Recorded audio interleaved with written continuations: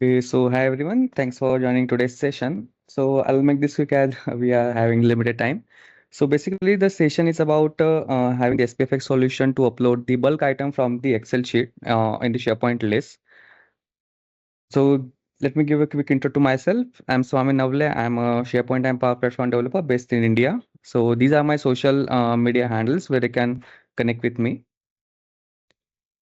Agenda for this call will be first we'll be taking a look at the problem statement, solution overview, and we are going to take a look at the solution demo. So the code also I'm going to explain you like a quick overview and the final SPFX solution.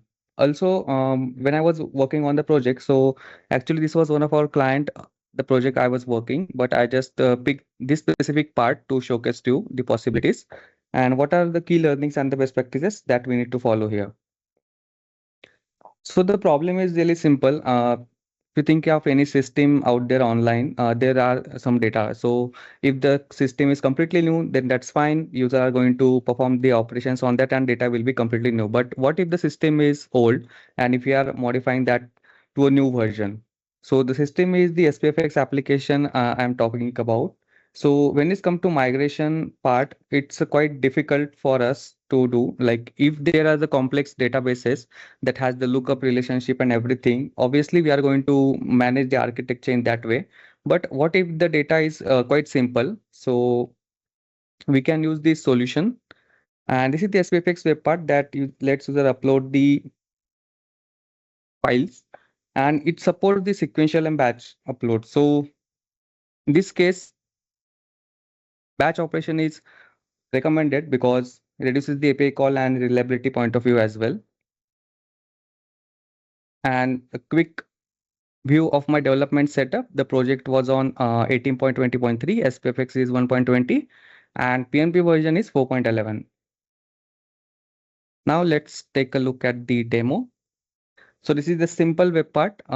Just have the file upload control and the total number of records in SharePoint. So I was doing some testing and there are over 60,000 items in my SharePoint list. So here we have option to choose a file. So this was the point where you let people select the file from the system. And this is the Excel file that I have. So all the data you see here are the dummy data. That's not a real. I just downloaded from the mock data website. So a employee database we can assume here. So it has a columns like text column. Then we have the date time column, number column as well. Work mode is a choice column. Is married is a Boolean type of column. About us is the multi-line of text and social media profile. That's a hyperlink column. So if we take a look at the SharePoint list, so all these columns are created. So there are two things. You can create a list using SPFX only, or you can just create a list and then use it in a solution directly.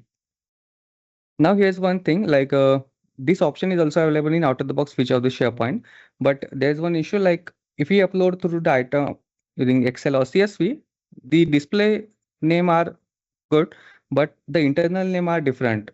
So there is this issue we have. Now, what I'll do, I'll just select a file here. So just a file with the 60 items to save us the time. And we have two options here, upload sequentially and upload in batch. So I'll open a network tab so we can quickly see what's going behind the scene if we select these options. So the first one is about upload sequential. So what it will do, it will upload items one by one, as you can see. So though there are total 60 items in the list, there will be separate API call for each of those items. Now, that is fine if you have the limited number of items, but what if the items are over 1,000 and 10,000, right? That. So the sequential upload is not the best solution here. You have to use the batch upload. So what batch upload will do, there will be a single API call, but in that call, what you will be passing the multiple items. So as you can see, the 59 items has been uploaded. There are over 59 API calls here. So I'll just refresh this.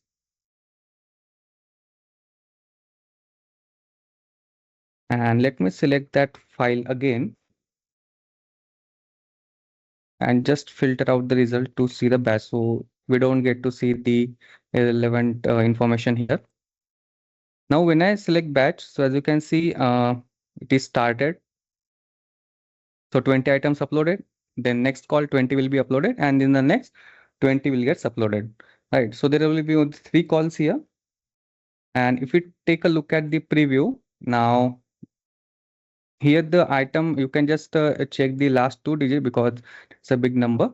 So it starts from 42 up to the last item is 58. So almost 20 items were there, right? So you can have this one. So I have checked with the 10,000 records as well. So it almost took me 25 to 30 minutes to upload all those records in the list. Now, if we are showcasing this data in some kind of table, then it's the most important part is indexing to make this index column as well. As this was just a quick POC, I did only indexing for the title and date columns. But yes, you have, if the database is huge, then you have to manage the indexing as well. Now, there was one more part, like what if there is some data that is missing? So there are lots of cases, right? So you have the Excel sheet, but you don't have that right kind of data here. So as you can see in this Excel sheet, I have this work email and some fields are missing basically. So this kind of thing also we can handle. So I'll upload that Excel file that has the issues. So I'll just close this. We don't need it for now. So as you can see, once I select the Excel sheet, there is also displaying like which row having the issue and what column it is having an issue, right? So there is a row 3 that has missing work email, higher date and salary in the row 34. So this kind of thing we can show it here. Obviously, this is just for a demo purpose. This can be shown in a much beautiful way. Now this was the solution. And for this, I use the SheetJS NPM library here. And we'll take a look at the code now.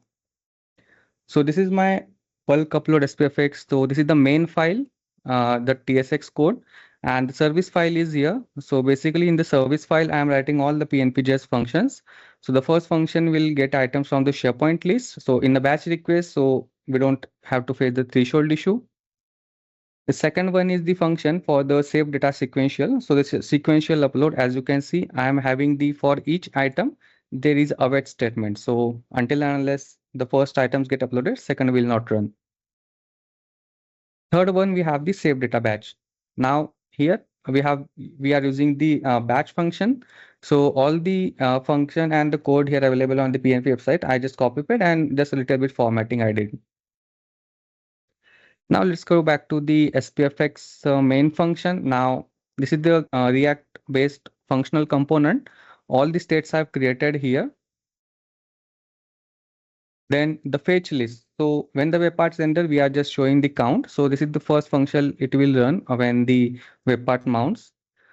Then we have the function for handling the file. So now this part looks a little bit confusing.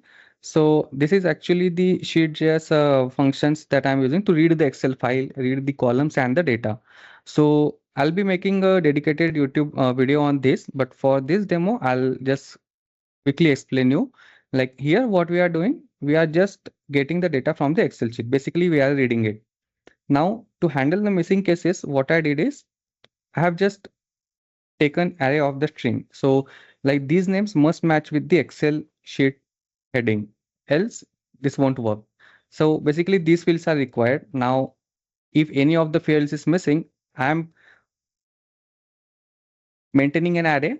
So in that array, there will be a row number and what fields is missing.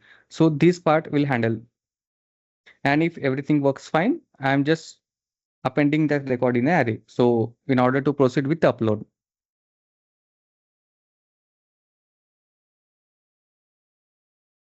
Now, when user clicks on run upload, so basically the one parameter use batch, it's either true or false. So when I click on upload sequential, this will be false. If I choose upload batch, this will be true. So based on that, I have written 2 functions in the service file. Those functions will run. And then this is the user interface. So this is the return statement actually. This is just a heading. For the file input, I did not use any PnP control, just a simple HTML input control here, and that accepts only Excel file. Obviously, this can be much more enhanced in terms of validation. Now this is the message bar, actually the warning message. When there were some fields are missing, there were warning was showcased, right? So this is the part where I'm showing that one. And this is the default button actually. So upload sequentially and uploading back. These two buttons we have. And this is just a small information I am showing, and the progress indicator as well. So whatever the states I have added, and when I clicked on that run upload function, it will show the counts, like out of 50 items, how many are uploaded and how many are remaining. So whatever the information were there, I was showing it here. And then if there is any error, I'm showing that here as well. So this was a quick solution I wanted to showcase in this demo. That the main project I have worked on mainly for the HR domain, and that was much more advanced with some validation kind of thing. Like here currently what I'm doing is I'm just showing in a warning message like these fields are missing, but in that it was actually opening up that row to fill out quickly for the quick resolution and everything. So this is how like you can use this kind of solution in terms of you have the bulk upload and all the kind of that functionality. Now the last slide is the key learnings and the best practice. So the data validation is critical, as I said, like to validate the Excel data before to upload. It's actually database quality actually, and then show specific feedback the row is missing, because if you just show like if there is any missing information, then user might not get like what information is missing. So it's always important to showcase them which row and which fields is missing that's need their attention. The batch upload is for the performance only, because in terms of API calling, batch upload will do multiple items in single call, and that reduces the network call as well. And having the controlled option like to upload a sequential and the batch upload, it's totally up to you depending on the use cases. But for this demo, I'd like to show you both, like how you can do that. And with all this, I'd like to pass into the Chris and thank you for the session.